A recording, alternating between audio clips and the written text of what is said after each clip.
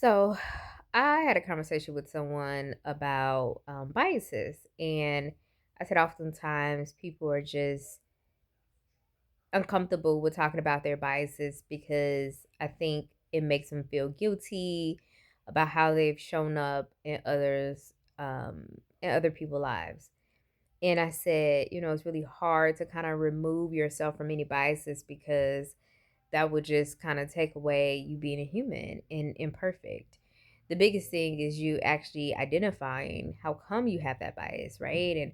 And what may be rooted behind it, and if there's any evidence that can truly prove why you should hold on to it any longer.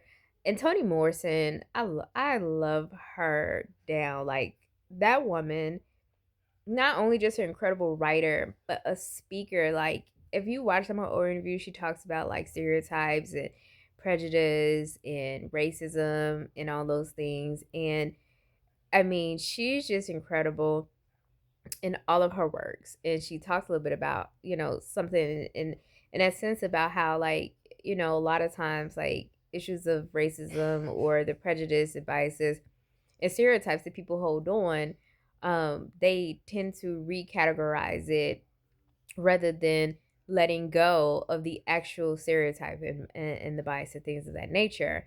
And the reason why I'm bringing her up is because I'm never too good to like remind myself of certain things.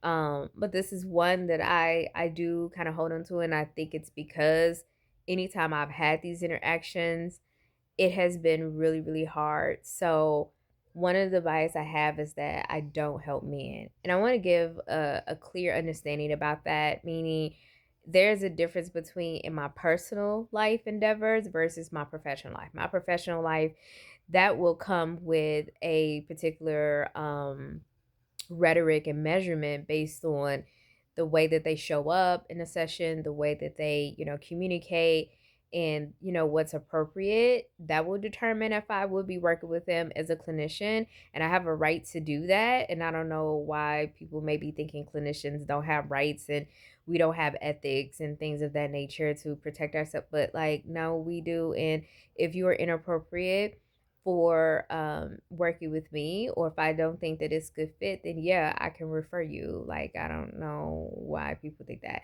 But anyways, in my personal life though, this is where I've had my endeavors where helping men has in some ways created a very covert discomfort or something very overt. And one of the things that one of the reasons why I guess I'm bringing it up is because I kind of had like a flashback of the circumstance that happened with this man. And so this is about roughly 5 years ago, and I was at the grocery store, and the it was a guy and a lady, and they were in the line to check out before me. And so I was waiting. It was quite a bit of time that was passing by, and I could see them kind of questioning like what they should keep and what they should, take away, whatever.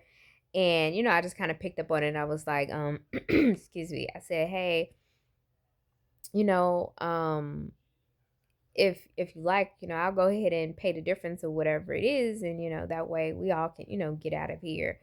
And so that man walked up to me, her man, who the lady, her man walked up to me and says, "If you try to help again, I will punch you in your face."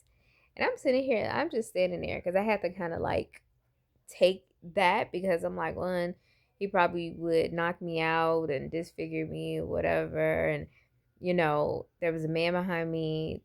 She herself, she didn't say anything. She like put her head down and she didn't stop him or anything. And then the cashier, she didn't say anything either. And, of course, I'm like, oh, she must be getting some of this too. Cause like she didn't say anything. And then I also realized that nobody's coming to save me. So in these circumstances, I have to make, the best position. I have to get into my cool emotions about how to engage.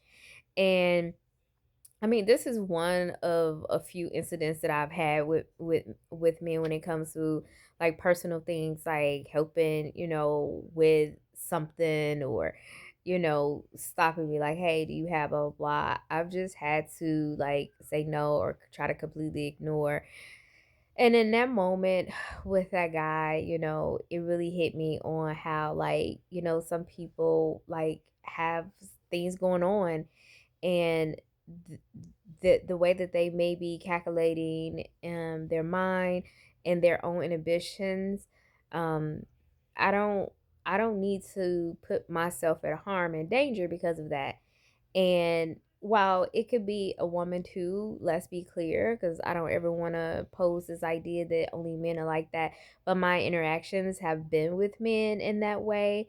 With women has been a very covert, like kind of like a gradual build up. But I don't want to sound cocky, but I try to catch it because I am likely to be myself. And when I feel like somebody's trying to not make me be myself, and I can see them trying to manipulate a circumstance, and that's a lot of what I see when will come to women. But again, we're not talking about that right now. But with this guy, he was so direct, and I ended up having like a little like flashback of that last night, and I woke up like, oh my god, like that man literally said he would punch me if I try to help. And I guess maybe part of what kind of came up too was a lot of these, recent events. I don't want to go into details about it because I'm even though those are I'm not like family members or survivors of those incidents that have happened. I mean, it could have been it could have been me based off that interaction. And God knows what else, from other men I'm dating. I don't want to put this out here that like it's a all men type of thing. I just know that with these incidents happening over the past month or so, and of course throughout history, like let's be clear, this isn't, violence against women isn't some new phenomenon. It has pretty much been a staple for centuries. Um, but I think that just like hit me hard because yes, it was a black man, and um it was just so unexpected. And I'm almost positive that those women who wives probably didn't expect those things to happen, unfortunately. So um I do carry that bias, and I don't think it's one that I will dismantle. And I still love Toni Morrison. I still love you, but I won't dismantle that. Again, personal and professional, I get to assess to determine what would be in the best interest for both of myself and a client. But yeah,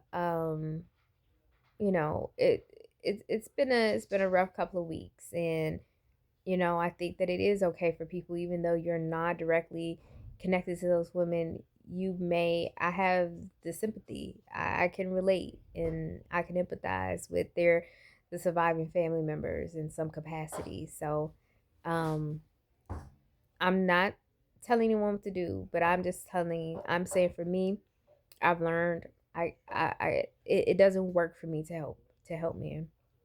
It doesn't lead to anything of a positive outcome or for some odd reason. And I live with that.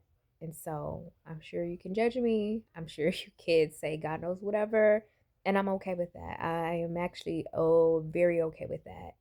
And the fact that I've had other men in my life tell me the same thing is you need to be very weary of helping men. They don't they don't need you.